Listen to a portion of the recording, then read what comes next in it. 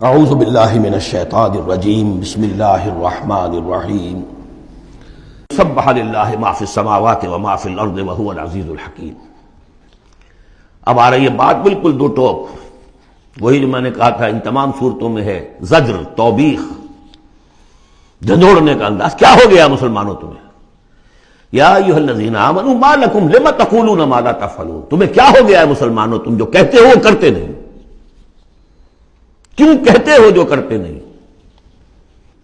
ایمان اللہ پر اور اس کے حکم پاؤں تلے، ایمان رسول کا، محبت اور عشق کے دعوے اس کے سنتوں یہ دجیاں بکھیر دو۔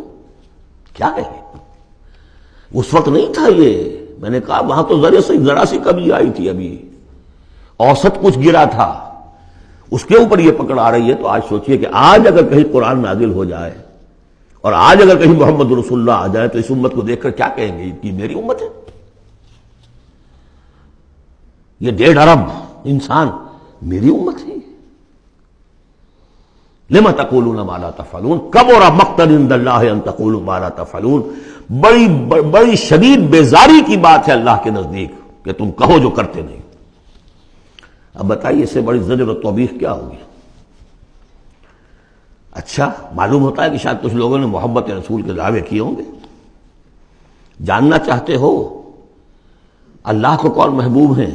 ان اللہ یحب الذین یقاتلون فی سبیلہ صفا کانہم بنیان مرصوص۔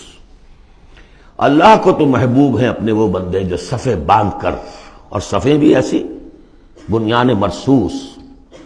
آج کل کا تصور کیجئے، ری انفورسڈ کانکریٹ والز جو بڑے بڑے ڈیمز کی بنائی جاتی ہیں، اس زمانے میں بھی تھا، چنائی کر کے پھر تانبا اس کے اندر جو ہے وہ پگھلا کر، جو ہم دیکھ آئے ہیں ذوالقرنین کے معاملے میں، آتونی افرغ علیہ قطرہ، اب وہ جو ہے وہ فورٹیفائڈ ایسی صفیں۔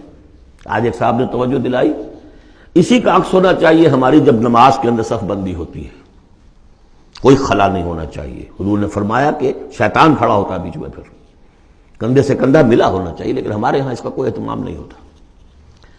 ہمارے ہاں اہل حدیث حضرات کو اہتمام کرتے، لیکن یہ ہے کہ کندھے سے کندھا ملنا اور پاؤں کے محاذات ایک ہونے چاہیے، آگے پیچھے نہ ہو۔